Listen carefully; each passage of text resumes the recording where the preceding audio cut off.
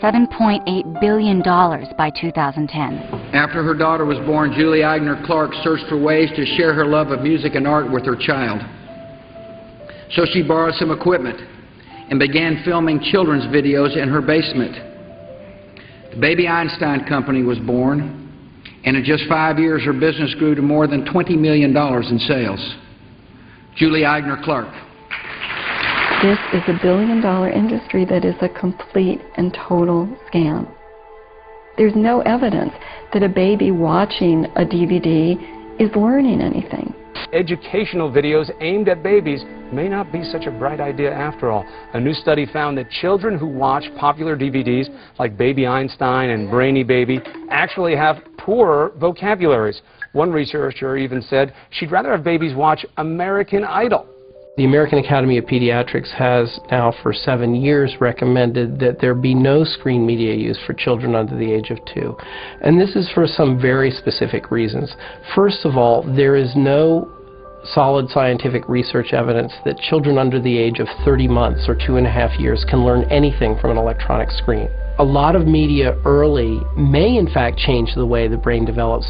3 new studies out tonight are the latest to suggest that heavy television watching can hurt children's ability to learn. The more television infants and toddlers watch, the greater the chance they'll have trouble paying attention and concentrating during their very early school years. Researchers say hours spent in front of the TV only trains the brain to watch more TV.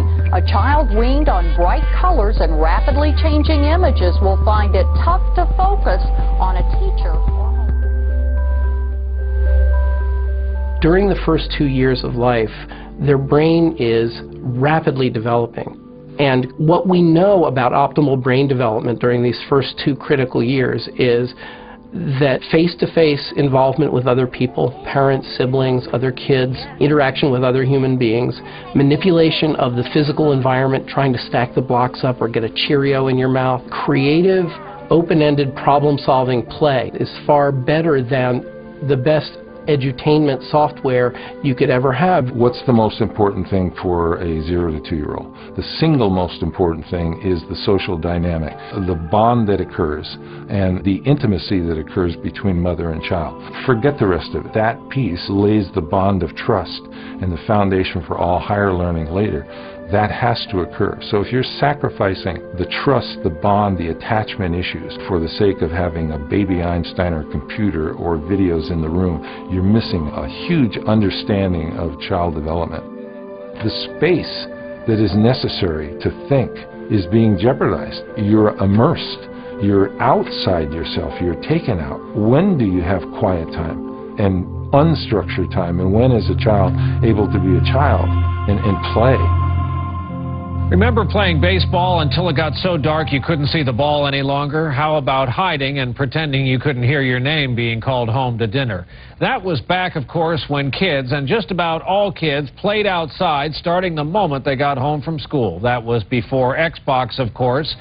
A recent report from the American Academy of Pediatrics found that commercial media is radically transforming the way children play. The report found that even though free and unstructured play is essential to the cognitive, physical, social, and emotional well-being of children, the amount of time 6 to 8-year-olds spend playing creatively has been declining dramatically over the past decade.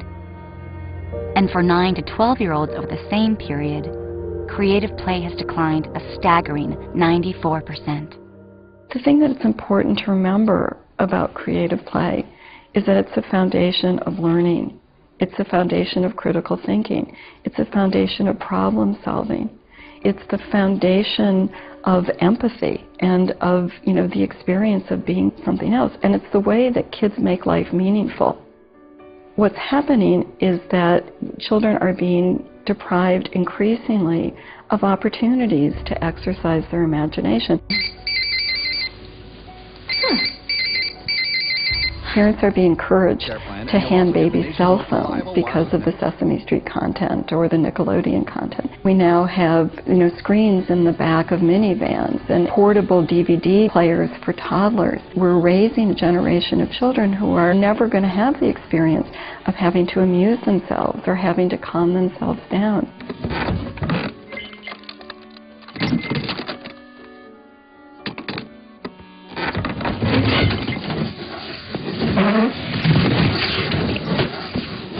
And so they're always going to need a screen, and that's exactly where the marketing industry wants them.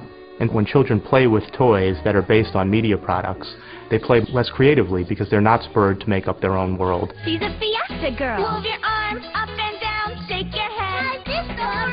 They're not spurred to make up their own storylines. What they do is they just regurgitate what they've already seen using products that are based on the film or on the television show. Every flip, every stick, every web swing and trick Spider-Man can do, now you can too with the Spider-Man stunt system. It's not real play.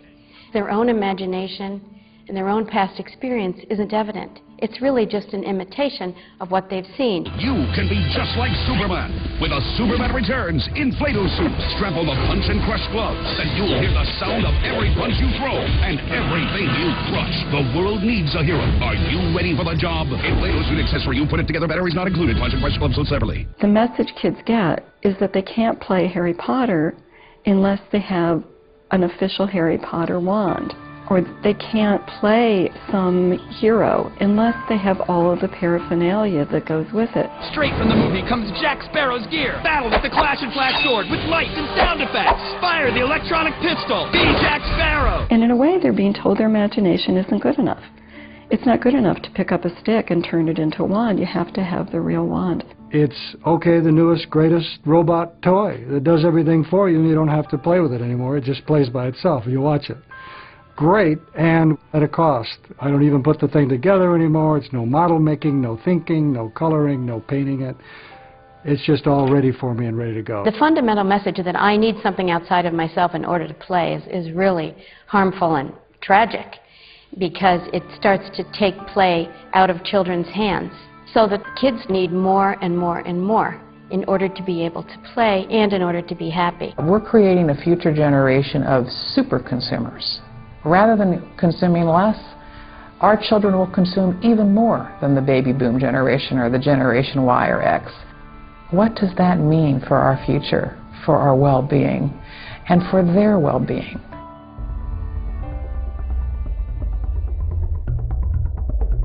40 times as many young people are now being diagnosed with bipolar disorder than 13 years ago. Attention deficit hyperactivity disorder. Almost 4.5 million children in this country have been diagnosed with ADHD. Doctors are writing a growing number of prescriptions for antidepressants for children, as many as 8 million a year.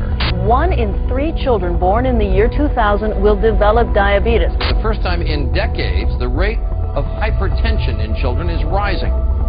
This generation of children is the heaviest in American history. An estimated 16% of all children and teenagers are overweight, 4 times as many since the 1960s. It's kind of like we're saying in our society, we don't care about children. For all the rhetoric about kids, we're treating them as one thing, buying power consumers. And no matter what they buy, we want them to buy, even if it's going to kill them. The sick child, as view a consumer, has replaced the healthy child of sports, play, and make-believe. People who are really smart, who've done a lot of research on this, are beginning to say, wait a minute, there seems to be some association here between advertising and marketing and all these problems. I designed a study which looked at children's involvement in consumer culture, and what I found was the more media a child uses, both television and other forms of media, the more likely they are to score high on a depression scale and an anxiety scale. This is one of the very most important public health problems in the United States, if not the most important public health problem in the United States. And one of the most disturbing of these negative health trends is the rise of illnesses linked to childhood obesity. The dark side of a kid's consumer culture that promotes junk food and sedentary media use over physical exercise. Life expectancy of kids today will be shorter than that of their parents, the first such decline in modern times. Over the last 2